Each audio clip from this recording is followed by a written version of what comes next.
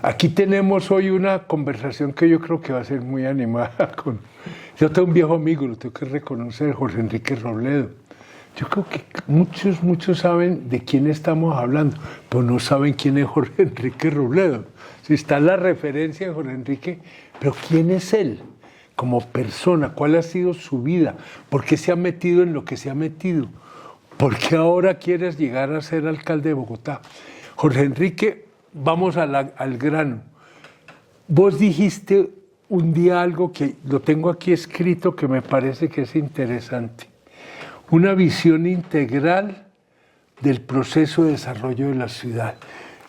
Vos sos arquitecto de formación, profesor 20 y pico de años de diseño, pero un profesor de diseño con una particularidad. Primero, su actividad política giró y ha girado, empezó muy claramente más en el mundo rural, en el mundo cafetero. Entonces vos tenés esa relación ciudad-campo, creo que la tienes claro, porque hay unos arquitectos para los cuales el campo es una casa de fin de semana con piscina. Para vos es una realidad estructural. Sí, ese es un hecho que es bien cierto. ¿Te acuerdas? Yo fui profesor en la Universidad Nacional, en la sede de Manizales de arquitectura muchos años, pero al mismo tiempo fui uno de los dirigentes de Unidad Cafetera y después de Salvación Agropecuaria, dos organizaciones agrarias muy importantes. Entonces, digamos que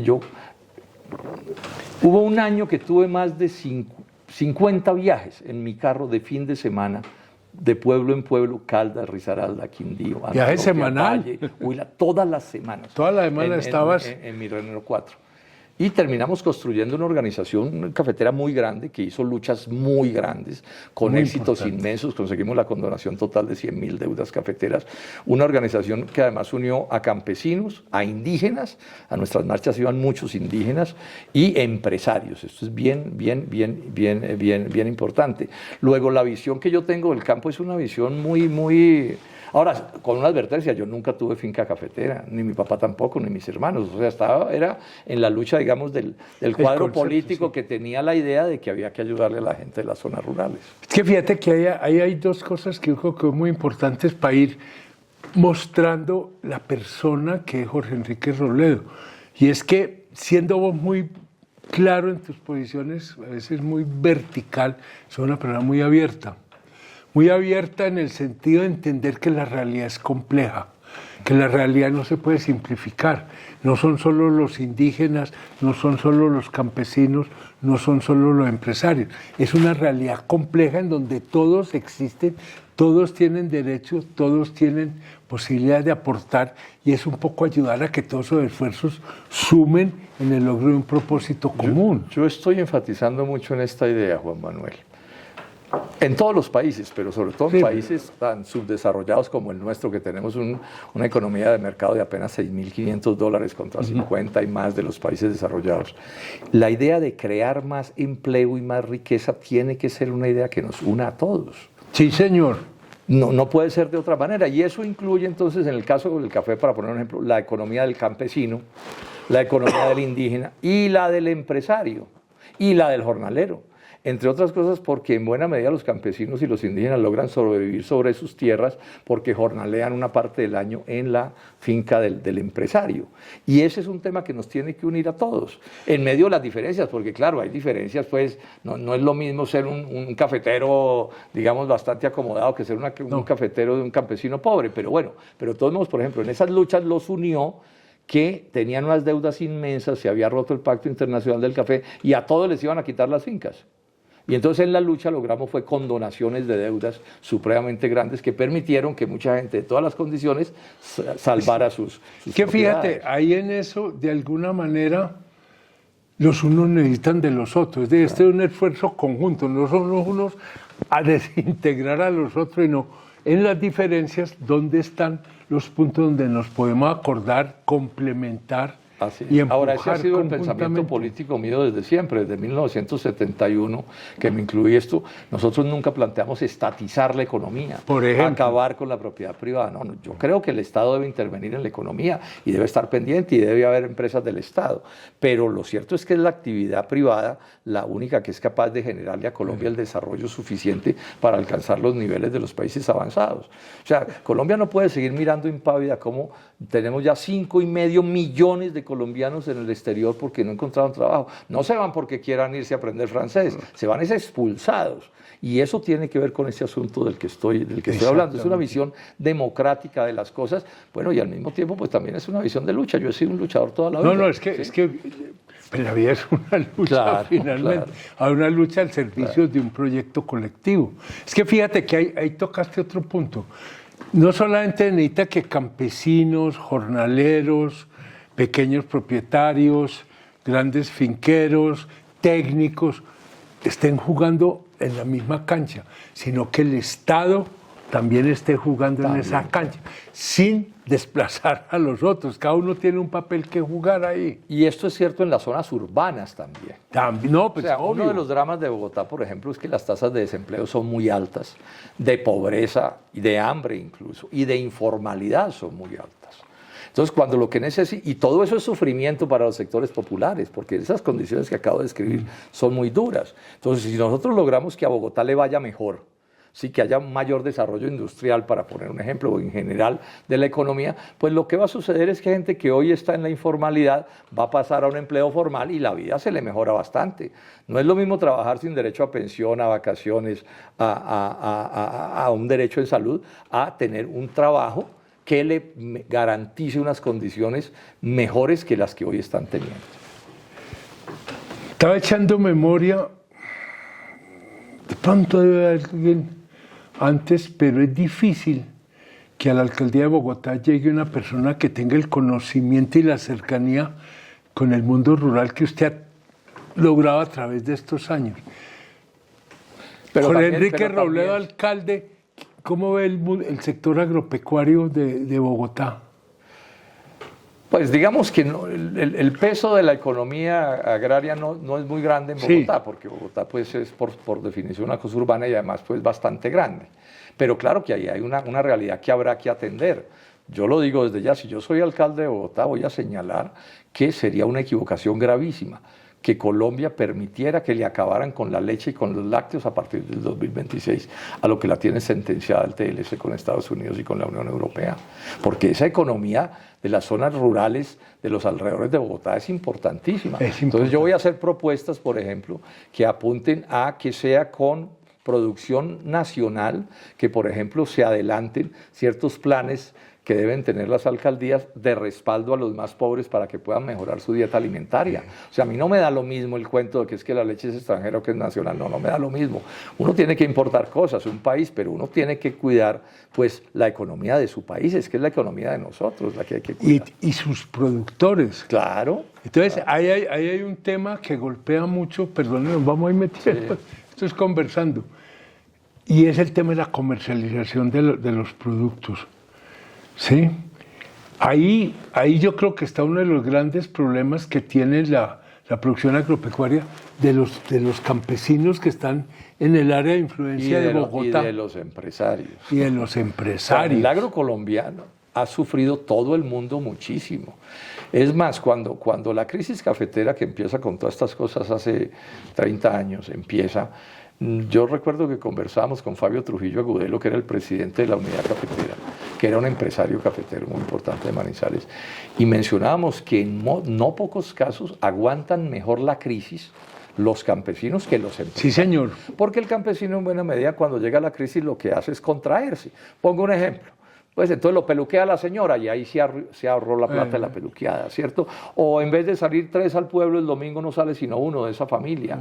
O bueno, tantas cosas. O siembran unas matas de maíz, o ponen 3 gallinas. En cambio, el empresario es una persona mucho más, digamos, con una serie de compromisos que no son tan fáciles de evadir. No es tan flexible, el hijo de un digamos. empresario termine jornaleando en una finca es bien remoto. En cambio, el hijo de un campesino sí puede terminar va y viene, de jornaleando, acuerdo. ¿cierto? Es mucho más flexible. estas cosas pueden golpear mucho más a los empresarios que a los campesinos en un determinado momento, o que a los indígenas. O sea, es que este mundo rural, pues a mí me fascina porque lo estudié demasiado, he escrito varios libros sobre eso, etcétera. Entonces, es bien complejo, pero sobre todo es muy enriquecedor y le ilumina a uno muchas cosas. A ver, yo te oía en estos días en una entrevista que dijiste algo que me quedó dando vuelta en la cabeza. Y yo voy a ser el sistema de metro de Bogotá. ¿De qué está hablando Jorge Enrique Robledo? Contame, ¿ahí qué era lo que tenías en mente? El punto es este. A ver. Es increíble, pero la primera alcaldía que propuso hacerle metro a Bogotá es del 2008. Lo han debido proponer 20 o 30 años atrás. O sea, llegamos tarde a eso. Esa alcaldía en la que pasaron cosas que no han debido pasar, a los 4 años entregó 4 años avanzado ese metro subterráneo, o sea, de primera calidad. Lamentablemente, el alcalde que sigue después es el actual presidente de la República. Y en vez de seguir con ese metro, se dedicó a sabotearlo, a no desarrollarlo. Se inventó que decía un tranvía, después otra cosa, etcétera. Y cuando se dio cuenta que se le estaba acabando el gobierno, el metro estaba medio muerto. Entonces él se mete en el asunto. 2 gobiernos. Pero ya era muy tarde y no lo pudo dejar contratado. Y lamentablemente después llega Peñalosa y en vez de seguir con ese metro, así se devuelve y se va para un metro elevado que no es comparable. Entonces, a partir de esa idea, yo estoy insistiendo en esto. Bueno, yo voy a terminar el metro que haya que terminar, porque... Punto sagrado. O sea, es así, eso es sagrado. Eso sí. Pero además voy a plantear una cosa que es una especie de acuerdo nacional, para que nos comprometamos todos los colombianos a que Bogotá no va a tener 1 o 2 líneas de metro, sino una red de metros, que es lo que tienen los países de ciudades grandes. Bogotá tiene 8 o 9 millones de habitantes más 3 millones de vecinos o 2 millones de vecinos. Entonces, si nosotros no creamos una red de metros, o sea, una línea de metro, otra línea de metro, otra línea, como parecido a los buses, ¿cierto? Pero en metro, no vamos a poder resolver los problemas de la congestión vial porque la gente no se va a bajar de los carros. Entonces, ¿qué es lo que yo estoy diciendo? Hagamos un compromiso, dejemos diseñada una red de metros que se diseñe en mi administración y bueno, vamos a desarrollarlo en el tiempo que sea. Que nos demoramos 10 años, 10 años, 20 años, 20 años, 50 años, 50 años. Pues ya sabemos pero vamos dónde a hacer que esta sea una ciudad de primer nivel en algún momento de su historia. Ese punto me parece muy importante clarificarlo, ¿cierto? Hay unos temas que tienden a aparecer un poco por todas partes en el mundo de hoy, en la Colombia de hoy, pero bueno, que para Bogotá yo creo que son muy importantes y que de alguna manera uno puede relacionar porque tienen vínculos, ¿sí? Que lo hablábamos ahora fuera de la grabación, Jorge Enrique, que son por un lado corrupción, por el otro lado pobreza, ¿cierto? Y por el otro lado todo el tema de la seguridad como tal.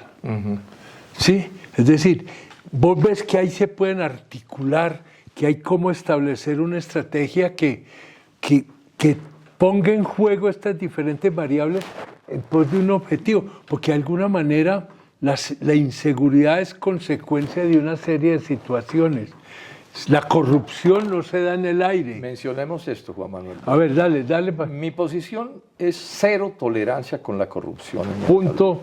Y aquí me toca recordar una cosa, yo soy el senador que más debates contra la corrupción ha hecho en la historia de Colombia, o sea, mi batalla contra la corrupción. Al solo caso de Odebrecht le hice 5 debates en la plenaria del Senado. Eso no tiene antecedentes, o sea, mi lucha en ese sentido es de verdad. Pero además voy a decir otra cosa. Sí, señor. Cero tolerancia con el derroche o el despilfarro. Le voy a poner la lupa a todo el gasto público y a donde podamos ahorrar con sensatez, por supuesto, pues vamos a ahorrar, porque en las inmensas necesidades de Bogotá, la gran pobreza de Bogotá que la tiene, el desempleo, los problemas, pues necesitamos es que las cosas se hagan como se deben hacer. Bueno, perdóname, es que hay muchos de esos casos, estos actos de corrupción le están robando a los pobres. Claro, obvio. Es que eso es una cosa que a veces no... Claro, cuando se roba al Estado, se le está robando es a la gente. Y ahí están los pobres, son las primeras víctimas, por supuesto. No, 0 tolerancia con la corrupción. O sea, esto es completamente inaceptable. Y ha sido, repito, lucha mía de toda la vida. Y es mi conducta de siempre. No, además así sos. Mi manera de ser y de pensar, etcétera. Bueno, no es una impostura. Pero el otro tema que va ahí junto es el tema de la seguridad. Entonces, sobre eso digo un par de cosas.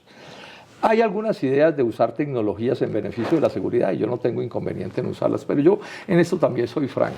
Si queremos mejorar la seguridad de Bogotá, esto me lo han dicho especialistas en esos temas, hay que aumentar la fuerza pública, o sea, hay que tener más policías en la seguridad. Que eso se viene diciendo hace mucho. Pero si no se eleva no se puede, si no se aumenta no se puede, pues porque bueno, es que se cae de su propio Sin fuerza peso. pública no hay seguridad, No hay pero seguridad. solo con fuerza Bueno, pública. pero entonces voy a ir a eso. Entonces, también gente que me habla de esto, oficiales en retiro que saben de esto, también me dicen, hay que ver cómo mejoramos la calidad de la acción de la policía. Eso tiene muchas maneras, eso es un cuento largo, pero digo, la calidad en el tratamiento para que las cosas se hagan de la mejor manera, que la ciudadanía colabore más. Hay muchas cosas que se pueden hacer ahí. Y estoy diciendo una cosa, yo no justifico ningún delito por la pobreza o el hambre. No lo justifico. Pero también entiendo que la pobreza y el hambre y el desempleo pues son caldo de cultivo para que esas cosas se den. Entonces, esto lo pego con lo otro que habíamos hablado, de que vamos a hacer un esfuerzo muy grande para desarrollar más empleo y más riqueza. Bueno, y al mismo tiempo la alcaldía tendrá una serie de planes asistenciales, porque hay situaciones de pobreza y de miseria que ya no son solubles, sino dándole a la gente. Y habrá que darle a la gente. O sea, se trata de una visión integral de ese fenómeno de la seguridad. Me parece que está bien, porque es que ya, a veces uno oye temas muy complejos, soluciones que uno dice no resuelven el problema. No. Hay otro tema que yo creo que nosotros debemos tener siempre muy presente, y lo tocaste ahora tangencialmente, y es esa realidad de las poblaciones que están sufriendo exclusión en Bogotá. El tema indígena es complejo y estamos viendo indígenas por las calles. Hay como un abandono fuerte, porque yo creo que vos decís hay que hacer asistencialismo. Uno quisiera pensar, no sé si estoy ahí metiéndome en tu terreno, asistencialismo hasta que pueda aparecer una política que les permita. Pero hay situaciones que definitivamente tienen que ser asistencialistas. El Estado tiene que salir en auxilio a ciertos sectores muy débiles por muchas razones, razones culturales, de edad. O sea, hay personas que ya están en una edad en que no pueden. Ya no pueden. No pueden, ¿cierto? O situaciones de discriminación, problemas de salud. Hay gente que no tiene salud suficiente para producir. Entonces, a eso lo vamos a atender con todo rigor y muy claramente delimitado, para que no dé vuelta. Claro. Una política simplemente de todos modos, asistencialista. el eje es bregar a generar economía y economía, pero uno tiene que mirar las cosas con detenimiento, ¿cierto? Porque si no, no se pueden hacer. Por ejemplo, el tema de la educación, pues eso lo tenemos que atender con todo rigor y con toda seriedad. Y hay que garantizarle a los niños más pobres que puedan acceder en condiciones mínimas, por ejemplo, de alimentación, Juan Manuel, porque un niño con hambre difícilmente puede rendir. Yo fui profesor toda la vida y eso lo sé muy bien. Entonces, todo un plan, o sea, la alcaldía de Bogotá tendrá que atender todos los problemas de la ciudad, todas las realidades de la ciudad, de una manera o de otra, pero esto tiene que ser una visión de conjunto. Por ejemplo, yo soy arquitecto, ya conté, algún barrio de autoconstrucción que se hizo en Bogotá hace muchos años, yo como estudiante lo diseñé. Sí, o sea, yo conozco de muchas cosas. Y una de las cosas que voy a mirar con detenimiento es la calidad de la construcción de los barrios de autoconstrucción. Yo creo que hay problemas gravísimos de inestabilidad de las construcciones, de líos frente a los sismos. Entonces, quiero hacer un proyecto muy bien pensado de cómo le vamos a ayudar a esos compatriotas que construyen sus edificaciones, sus barrios con las uñas, como por ejemplo, todo lo que tenga que ver con educación para mejorar la calidad de la construcción. Yo veo edificaciones que, por ejemplo, no tienen una columna. Eso a mí me estamos en zona sísmica. Zona sísmica. Entonces yo me pongo así cuando veo eso. Eso lo vamos a atender también con todo rigor. Autoconstrucción sí, pero con acompañamiento. Con todo el acompañamiento. Con tecnificación. Sí. Yo te doy este dato, Juan Manuel. El 80% de las edificaciones de Colombia toda no pasa las normas de sismoresistencia, no las cumple. Es que las ciudades colombianas fueron hechas en autoconstrucción. Es que el subdesarrollo de Colombia es una cosa impresionante. Y en eso es muy fuerte. A un jefe de planeación yo le escribí sobre esto, siendo senador, y ni me contestó la carta. No me atrevió. Hagamos algo. Sí. No, nada, no. Y además usted reúne arquitecto, toda esta visión social. Ahora, ahí puede haber un pero además aporte con decir esto, fundamental. el aporte de los barrios de autoconstrucción a la economía de la ciudad es inmensa, porque los ladrillos que ellos compran, los compran. Claro. Y la ladrillera No, funciona con sí. ellos, y el cemento, y el hierro, y tantas claro, cosas que claro, están ahí claro. pegadas. Entonces, no hay La que verlos como herramienta, un todo problema, eso. sino como una realidad No, es que hay esos atender. Claro. son generadores de Yo desarrollo. tengo una visión democrática de las cosas, y eso Eso me es- incluye poder entender todos los fenómenos y tratar todos los asuntos. Y verle las como dos debe caras, ser. ¿cierto? Pero si Exactamente. aquí la gente está, con sus esfuerzos, está resolviendo su situación de vivienda y a su vez está generando actividad económica. Y tú dijiste una cosa hace un momento que es muy importante. Un alcalde y un presidente de la República es muy poco lo que se parecen. ¿Por qué? Porque un presidente puede llegar a cambiar las leyes. Los alcaldes muy difícilmente. Uno puede intentar que un amigo en el Congreso le cambie alguna cosa, pero eso es muy difícil. Los alcaldes llegan a gobernar con las normas que hay. Sí. Entonces, por decir alguna cosa, tema de salud, que yo lo estudié muchísimo en el Congreso. Entonces, un presidente está pensando en cambiar la Ley 100 como su centro de actividad, si eso es lo que quiere hacer. Pero un alcalde el alcalde no puede nombrar un mal gerente de un hospital que porque quiere cambiar la ley. No, hay que nombrar un buen gerente con la ley que haya. Y así son muchas las cosas que hay que trabajar. Eso son dos cosas distintas. Ahora, eso no quiere decir que uno le pueda pedir respaldo al gobierno nacional. Por ejemplo, el tema, tal vez lo mencionamos ya, del pie de fuerza, si la presidencia de la República no ayuda, pues no se puede. Ah, sí. ¿Sí? Pero hay otras cosas que sí son de mi autonomía y de mi problema, y veré cómo las hago con el mejor equipo con el que me pueda rodear. Y es que ahí estás tocando una parte muy importante. Es que aquí a veces, y eso tiende a ser muy colombiano, yo digo porque este es un país de abogados, que creemos que si cambiamos la norma, cambiamos la realidad. Y yo creo que aquí un alcalde, dentro de un margen, puede aprovechar muchas normas Claro. para sacar provecho y no sentarse. No es que como Hay esa muchas norma no cosas que no funciona, son de norma. no hago nada. No, trabaje con eso. Hay muchas cosas, yo estoy seguro que yo puedo encontrar. Yo aquí tengo una ventaja que es muy grande. O sea, 26 años de profesor de arquitectura de tiempo completo ¡Hombre! daban ventaja, más el tiempo de estudios. Porque conozco muy bien estas cosas. A mí no me embisten los metros, ni los transmilenios, ni me embisten los barrios de autoconstrucción. Yo todo esto lo entiendo El muy bien. espacio público. El espacio público. Espacio público. Una cosa que es importante mencionarla. La primera cosa, el primer compromiso que yo hago como alcalde es que voy a terminar todo lo que venga en obra de la administración anterior. O sea, yo no voy a dejar cosas inconclusas que porque Sí, porque es mi eso no es alcaldía. mío. Sí. Entre las principales y las secundarias. Entonces, que hay un andén que no han terminado, pues hay que terminar el Claro. andén. ¿Qué es la ciudad? Porque ese andén que no se construye, que no está construido, fácilmente es alguien que se parte una pierna, o un tendero que se quiebra, o una señora que no puede salir de su casa. ¿Sí? Entonces, todas esas cosas las voy a hacer, repito. Todo lo que venga de atrás, vamos a continuar haciéndolo en la medida pues, en que esté bien. Y lo que haya que cambiar, lo cambiamos, pero tampoco le voy a declarar la guerra a nadie. Porque o sea, hay que bregar a unir a esta ciudad. Mantenemos las diferencias, pero no tenemos que convertir las diferencias en una guerra. Pero hay unos ¿cierto? temas fundamentales que es el bienestar de la comunidad y uno no puede poner eso en juego por Claro, simplemente una disputa política, por llevarse el punto. No puede ser. Necesitamos gobernar a Bogotá con visión de largo plazo. Bueno, y si mañana lo que se haga alguien se consigue un voto, no se lo consigue, ese no es el problema. Eso es otro problema. Esa es otra historia. El tema, yo creo que el tema es salir su señoría de la alcaldía y decir, esta ciudad avanzó. Claro. La gente está viviendo en unas condiciones más humanas, más dignas. Y se pueden hacer muchas cosas, Yo Juan creo que Manuel, sí. que son importantes Sí, para la comunidad, ya. para la gente, tantas cosas que se pueden Terminamos, porque se nos acaba el tiempo desafortunadamente. Fue muy interesante, creo yo, lo que hizo Antana Meucus cuando llegó a la alcaldía de Bogotá. Acuérdate cómo era ese Bogotá, era como una ciudad sin dueño, todos estábamos aquí como de paso, ¿sí? Una ciudad abandonada. Y él logró un efecto que me parece que es muy importante, que fue hacer como el sentido de pertenencia. Esta es la ciudad de nosotros y no vamos a dejar que se caiga y con el alcalde la vamos a sacar adelante. Esa es una cosa. Ayer precisamente hablando con alguien, porque yo estoy oyendo a mucha gente. No, pues me imagino. Pues yo no soy Calma, porque Superman, le entonces pones yo la tengo que cabeza. oír a todo el mundo. Sí. Y hablé con alguien que me resaltó mucho ese aspecto, ¿no? O sea, que la ciudad tenga 1000 líos y los tiene.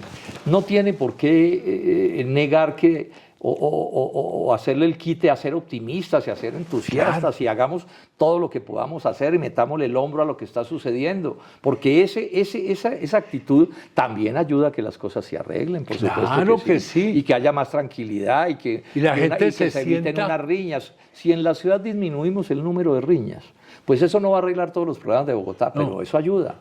Y vamos avanzando en todos los sentidos. Se mejora la convivencia. Claro, es que donde no hay convivencia, hay violencia, sí, ¿cierto? Así es. Nos queda un tema grandísimo por tratar, pues no alcanzamos. ¿Cuál sería su relación con el Consejo de Bogotá? Digo esto, sobre eso Así Sergio Fajardo me dio una clave cuando él tiene toda la alcalde de experiencia. Medellín. Él ganó y creo que tenía un concejal de todo. Sí, señor. Entonces, ¿él qué dijo? Mire, señores concejales, ustedes no votaron por mí. Yo voy a gobernar con mi equipo porque pues yo gané, pero ustedes no son mis enemigos. Entonces, si hay un concejal que tiene una idea correcta para desarrollar en la ciudad, pues la desarrollamos. Porque es que los que eligieron a ese concejal, así no hayan votado por mí, son ciudadanos y tienen derecho. Yo me voy a inspirar por ahí. Hacer todo el esfuerzo por integrar a la obra de gobierno a todo el mundo, incluidos los que no votaron por mí, mis contradictores. Porque, repito, esos ciudadanos que votaron así también son bogotanos. Es que ese es el punto. En ese momento, usted no puede decir solamente los que votaron por mí. Y me contó Sergio que le fue muy bien así en la alcaldía y en la gobernación, que repitió la misma forma. Y es que yo creo que es la fórmula democrática, no es la cosa sectaria.